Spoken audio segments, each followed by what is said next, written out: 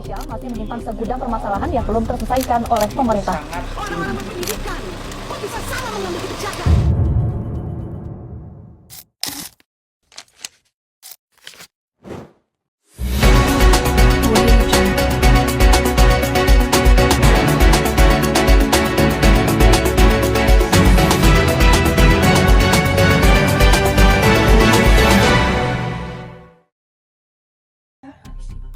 Selamat datang di Kindle TV.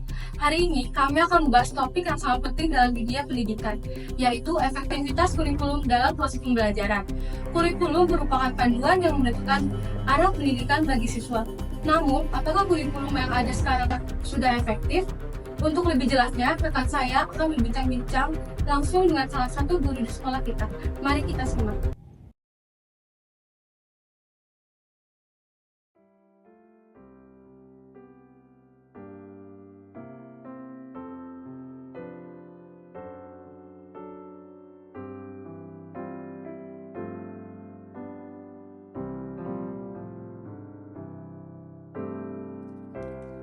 Pendidikan bukan sekedar edukasi, tapi pendidikan adalah arti untuk memberi sebuah nilai.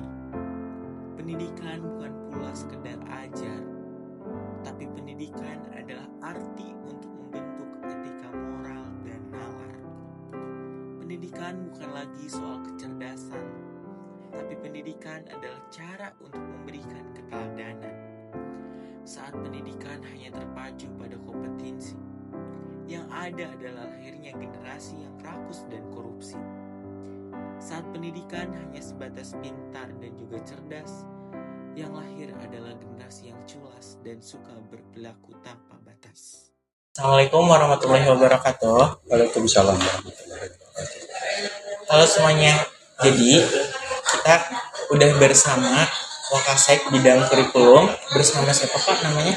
Jumri. Pak Jumri. Nah, jadi kita di sini akan menanyakan tentang kurikulum yang ada di sekolah. Jadi langsung aja ya Pak ke pertanyaannya.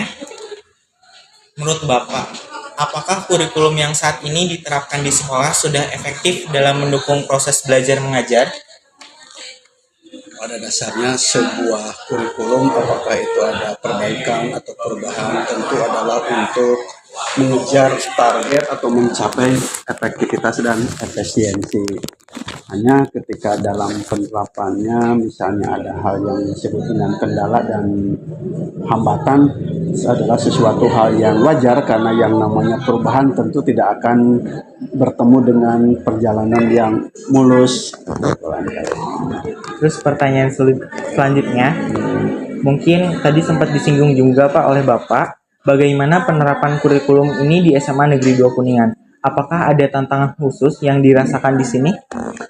Tentu ada tantangan khusus sehubungan dengan adanya kurikulum yang dianggap baru dalam hal tambahannya, misalnya tentang pelaksanaan P5 atau proyek penguatan profil pelajar Pancasilanya. Tentu dalam hal itu ada sebuah tantangan, baik itu bagi fasilitatornya, guru-guru sebagai fasilitator, dan dari juga siswanya sebagai bidikannya atau sebagai subjeknya. Karena dengan kegiatan tersebut tentu ditantang untuk berinovasi, berkreativitas, mengembangkan karakter, menggali karakter dan bakat yang selama ini mungkin tidak tergali gitu. Mungkin selanjutnya, sejak kapan kurikulum ini diterapkan di sekolah kita? Dan apakah ada perubahan besar dalam cara mengajar sekolahnya? Untuk penerapan kurikulum di sekolah kita itu 1 tahun sudah berlalu, ini perjalanan 2 tahun kedua, berarti 1,5 tahun ajaran. Pertama diterapkan di tahun ajaran 2023-2024, sehingga di sekolah kita baru ada 2 tingkatan atau dua tingkatan siswa yang menggunakan atau yang melaksanakan kurikulum merdeka, yaitu kelas 10 dan kelas 11. Sementara kelas 12-nya masih menggunakan kurikulum 2013. itu. Adapun perubahannya tentu kami belum bisa menemukan, belum bisa menganalisis perubahan yang signifikan dari dampak dari penerapan kurikulum Merdeka ini. Adapun mungkin kita kan sasarannya atau tolak ukurnya ketika sudah mendapatkan lulusan. Nah, yang terserap lulusannya terserap di perguruan tinggi baik itu melalui terutama melalui jalur SNBT, seleksi nasional berbasis prestasi, maaf. SNBP itulah sebuah dampak yang salah satunya karena itu bukan satu-satunya dari kurikulum, tapi salah satu dampaknya bisa melihat perubahan yang terserap di perguruan tinggi negeri melalui jalur prestasi itu. Terus pertanyaan selanjutnya, siapa saja pihak yang terlibat dalam penerapan kurikulum ini? Apakah dukungan dari siswa, guru, dan orang tua sudah optimal?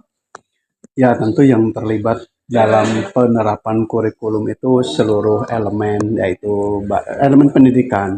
Tentu dari siswa, tenaga guru, tenaga kependidikan, masyarakat yang dalam hal ini orang tua, termasuk dari pemerintahnya. Nah, itu. Terus kalau secara optimalnya ya ada yang optimalisasinya tinggi, terutama dari siswa dan guru-guru yang dituntut bergerak langsung atau terlibat langsung di dalam proses pembelajaran. Sedangkan daya dukungnya dari pihak misalnya dari tenaga kependidikan, dari masyarakat, dari pemerintah, itu juga tentu untuk mendorong tercapainya optimalisasi dalam pelaksanaan kurikulum Merdeka. Itu, Bang. Terus selanjutnya, mengapa sih alasan utama kurikulum ini dirancang dengan format seperti sekarang di SMA Negeri 2 Kuningan? Apakah tujuannya sudah tercapai? Kalau rancangan atau format yang dirancang di SMA Negeri 2 Kuningan bukanlah otonomi SMA Negeri 2 Kuningan. Tapi rancangan atau format itu mengikuti peraturan Menteri Pendidikan dan Kebudayaan yang ada berdasarkan struktur kurikulum berdasarkan peraturan Menteri nomor 12 tahun 2024. Jadi mengacunya ke sana. Jadi formatnya rancangannya tentu mengikuti permen tersebut. Nah, itu barangkali. Jadi tidak dirancang oleh oleh internal sekolah, tetapi berdasar kepada peraturan yang ada, dan tentunya untuk perubahannya itu tadi semuanya menunggu perubahan dalam sistem sudah dilaksanakan, dalam perubahan proses sudah dilaksanakan. Apakah dari perubahan proses tersebut sudah mendapatkan perubahan hasil? Tentu hasilnya belum terukur karena prosesnya masih berjalan. Terus mungkin ini pertanyaan terakhir, Pak. Bagaimana Bapak melihat hasil belajar siswa dengan kurikulum ini? Apakah ada perbedaan dalam kemampuan siswa dibanding kurikulum sebelumnya? Kira-kiranya kalau tentu perbedaan dari berbagai sisi ada. Dengan perubahan proses tentu akan ada perubahan hasil, setidaknya diharapkan seperti itu.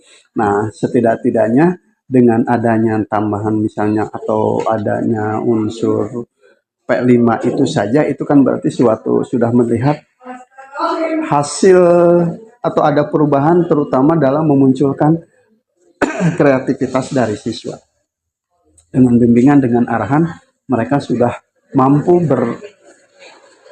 berimajinasi atau mungkin berinovasi sehingga menghasilkan suatu mungkin karya dalam bentuk karya fisik, mungkin dalam bentuk karya berarti pengejawantahan atau perealisasian dari argumen dalam bentuk karya tulis yang tentu dalam hal itu mengandung unsur keilmuan, dan itu adalah sebuah inovasi yang tadinya mungkin tidak begitu tergali dimunculkan dengan adanya penerapan kurikulum Merdeka. Itu barangkali. Oke semuanya, jadi kita udah melakukan wawancara dengan Wakasek Bidang Kurikulum, yaitu Pak Jumri. Terima kasih Bapak yang sudah berkenan diwawancara oleh kami, dan see you guys. Terima kasih kepada Bapak Ibu Guru yang telah berkenan atas penjelasannya. Itulah pembahasan kita mengenai efektivitas kurikulum dalam pembelajaran. Semoga wawancara ini memberikan pemahaman lebih mendalam mengenai tantangan dan peluang dalam sistem pendidikan kita. Sampai jumpa di program kita selanjutnya. Audio Jungle.